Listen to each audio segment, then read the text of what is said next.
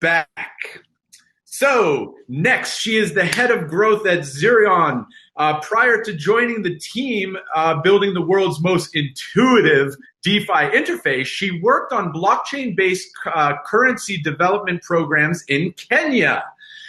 With a background in economics and data science, her focus is on redesigning money for the 21st century, which means leveraging alternative currencies to facilitate more inclusion, resilience, and sustainable local economies. Sounds right up my aisle, and I look forward to listening to her speech. She believes we ought to recognize the fintech revolution for what it is, a nice UI update to the same financial operating system. I love it.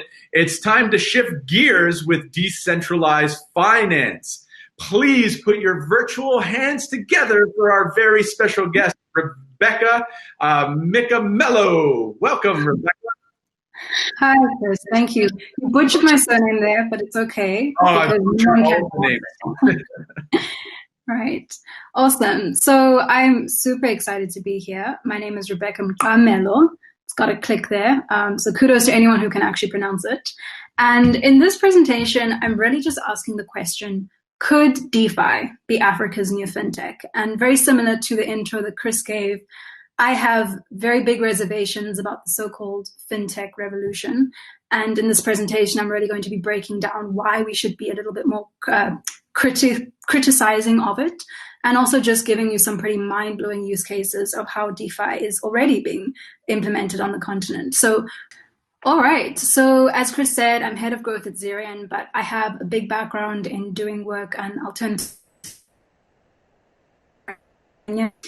And what I want to do in terms of expectation setting is really just ask you to think about what decentralized finance looks like today and imagine what it could look like in the future, specifically on the African continent.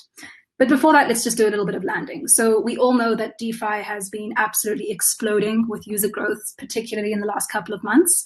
And when we talk about decentralized finance, what I mean is that DeFi is money reimagined in a peer-to-peer framework. And this refers to the suite of programmable, permissionless, and composable financial tools and services built on open source blockchains. And to break that down, let's look at what programmable actually means. So this means money controlled by smart contracts or pieces of code and not people. And so in this way, the Ethereum virtual machine will act as a universal settlement layer that basically removes the need for third parties to facilitate transactions. So that would be your legal system, banks, brokers, auditors, exchanges, etc. Naturally, by removing all these middlemen, you drive down the cost of money and make it more efficient by orders of magnitude. Permissionless means that there are no gatekeepers restricting who can create and participate in DeFi services. So it's incredibly to bootstrap DeFi projects. It's incredibly easy to create them and participate them. And of course, DeFi is globally accessible, which is great. And then lastly, a core factor that I want to focus on specifically in this talk is how DeFi is composable, right? So different applications can be built on top of each other and customized in new ways, regardless of who created them. And of course, you may have heard the very popular analogy, which is that DeFi is a little bit like a box of Legos because there is no limit as to what can be built. So keep these three things in mind as I continue, because I want to come back to them when we reimagine what DeFi might look like in very, very different contexts. But I want to begin at the beginning, which is the story of fintech in Africa. So before you can talk about DeFi or crypto disrupting economies, it's really good to take a look at what fintech has actually been like on the continent. So Africa is very known for leapfrogging innovations when it comes. Think of how most African countries skipped the landline and went straight to using mobile phones. You can think of the utilization of drones as healthcare solutions in remote areas. And probably the most popular is just the explosion of mobile money in places like East Africa, where we looked completely past the issue of the so-called unbanked and instead looked at the facilitation of everyday digital transactions straight from your pocket.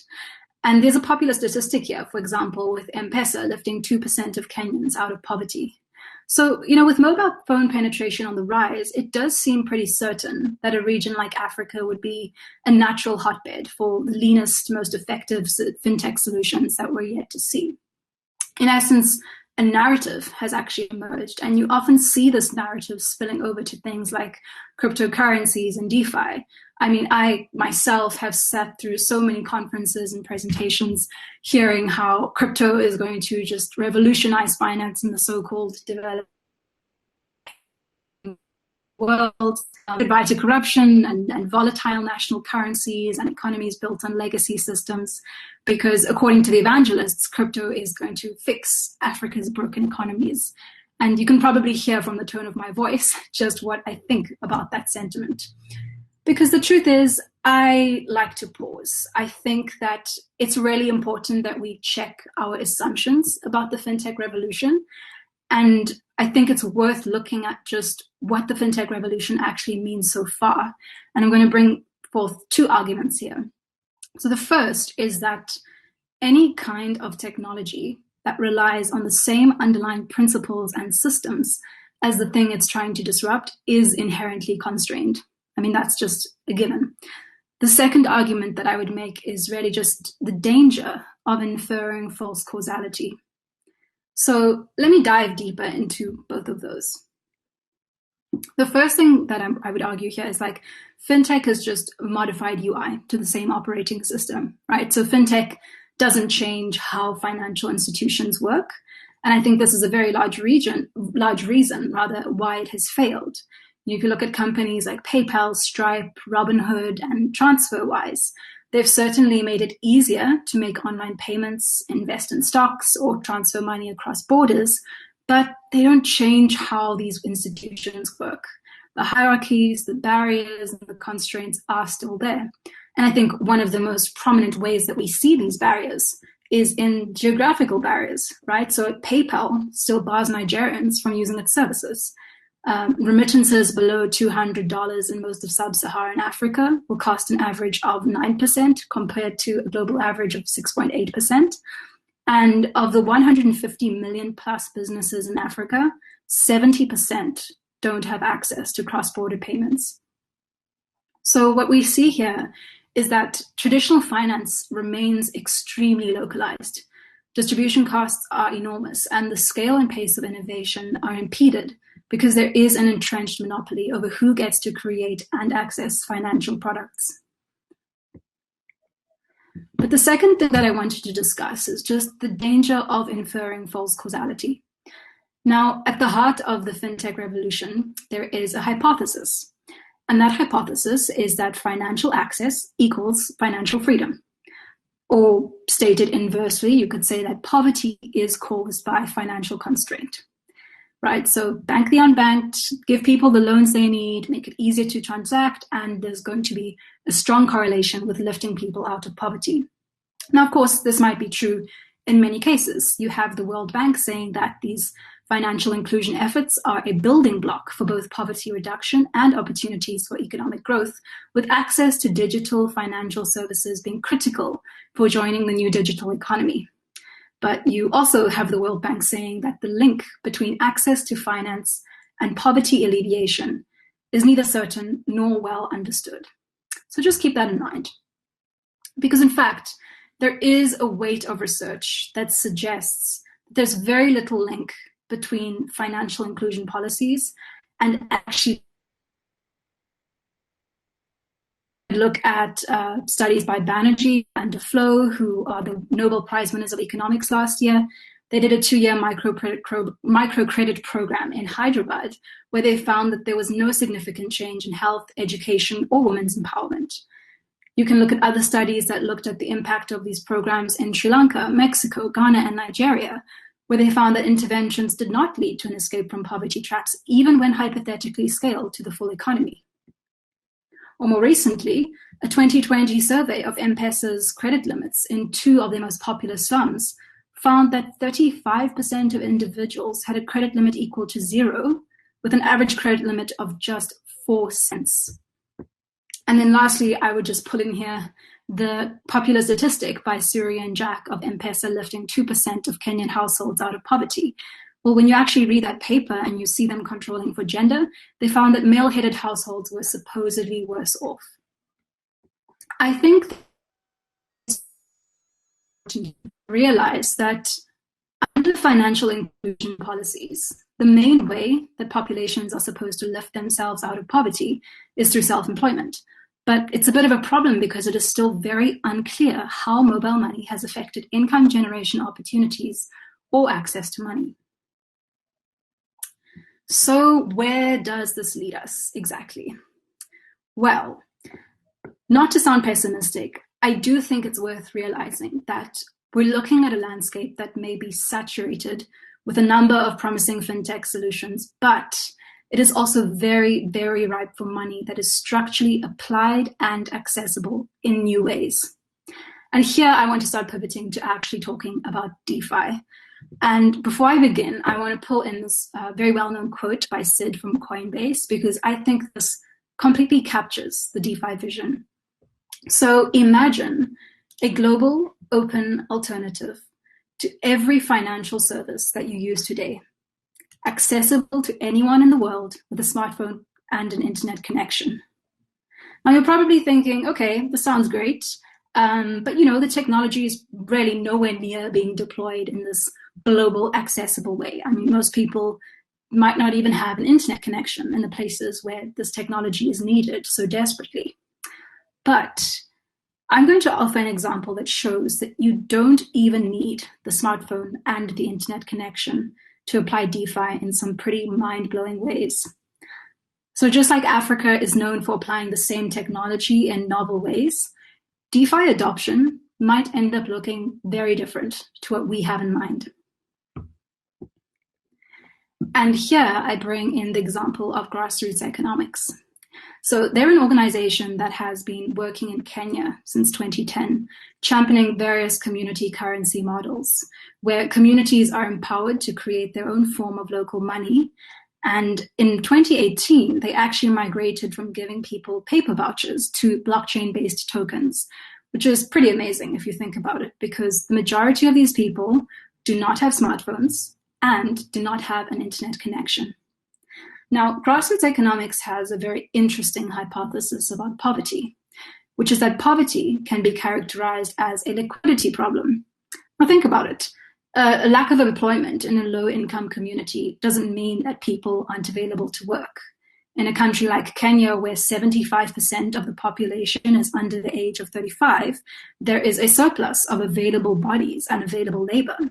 Or you could think of low levels of economic activity, right? It doesn't mean that the demand isn't there. Roads need to be built, businesses need to be run, people need to buy food, etc. But there is a scarcity of a medium to facilitate those transactions. In other words, a lack of money or a lack of liquidity of money. And here I have an illustration that really compares what happens between most low-income communities and those that are empowered to create their own form of currency. So on the first illustration on the left, what you have is remittances entering the community through currency. So this could be from family members, or maybe you have temporary income from work. But it also leaves the community pretty quickly because people are either buying goods and services elsewhere or they're paying for labor elsewhere. There's very low infrastructure, and essentially there's a very low velocity to money, meaning that it doesn't change hands that often. Now contrast this to the second sketch, which is what happens when a currency is facilitated in such a way that the flow of money stays within the community. The more times that money exchanges hands within the local community, the more economic value that you get out of it. And this is exactly what Grassroots economics has done with tokenized community currencies. Popular to what we're seeing in DeFi, where people are tokenizing themselves, you can go into low-income communities and get the community to tokenize itself. They're using a stablecoin reserve based in DAI that is currently at a 1-to-4 ratio. So if I have 1,000 DAI, I can mint 4,000 community currencies. That essentially gives you the multiplier effect, right? You create 4 times the amount of economic activity compared to, say, traditional aid models, where you just hope that the money goes to the right people. Exchange rates are set by a bonding curve, And what's really incredible here is that the parameters of this bonding curve are decided by the communities themselves. And these tend to be women's savings groups, for example. And of course, because you're using a bonding curve, you can have guaranteed price level, and you can start to have that exchangeability between community tokens. I find this such an empowering and inspiring example because it's essentially applying the exact same DeFi concepts that many of us are familiar with in a context where you would least expect it, showing that DeFi isn't necessarily a long way off from mass adoption. Maybe we just need to reimagine what that adoption actually looks like. And here's a picture of someone using the system. So in this picture, you actually do have someone using a smartphone, but it's pretty good to remember that the majority of the people that use this community currency system are using your really old, like Nokia brick phones. The way that this works is that they're using USSD codes that allow them to interact with the blockchain. So in essence, grassroots economics is empowering people to create and participate in their own financial markets in a way that is programmable, permissionless, and composable. They have over 23,000 users in over 50 Kenyan communities, and they've traded at least more than $1 million in the last 2 years. This is a fantastic model because it allows people to buffer national volatility, especially if the reserve is on a stablecoin such as DAI, which is pegged to the US dollar. And especially during times like COVID, you see this as a fantastic way to buffer economic shocks. Now, in the future, you can imagine how something like this could scale. If communities are already creating their own cryptographic tokens and doing this themselves and setting their own bonding curves, you could scale that interoperability. So imagine if the reserve was deposited onto a protocol like Compound or Maker, and people were actually earning interest on that reserve. You can imagine the kind of financial services and opportunities that suddenly become open to far more people around the world.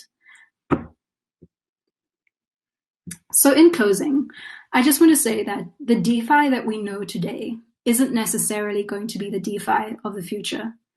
Adoption might look very, very different to what we know, and it's already happening in places that need it most. What I would say here is that we need more attention to these use cases so that we end up building in that composability from day one. Perhaps for many of us, DeFi right now looks like something that is interfaced by those who are very familiar with financial markets.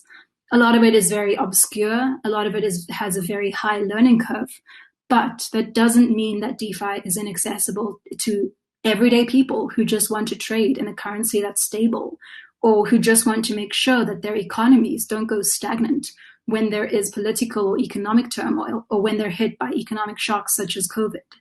It's incredibly amazing to see that these things are already happening.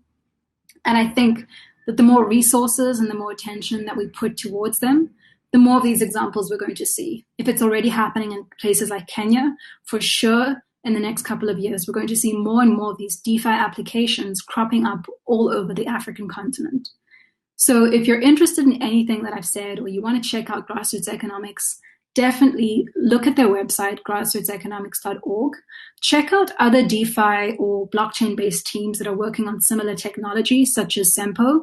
And of course, if you have any questions at all, I love to chat to people who are interested in this field.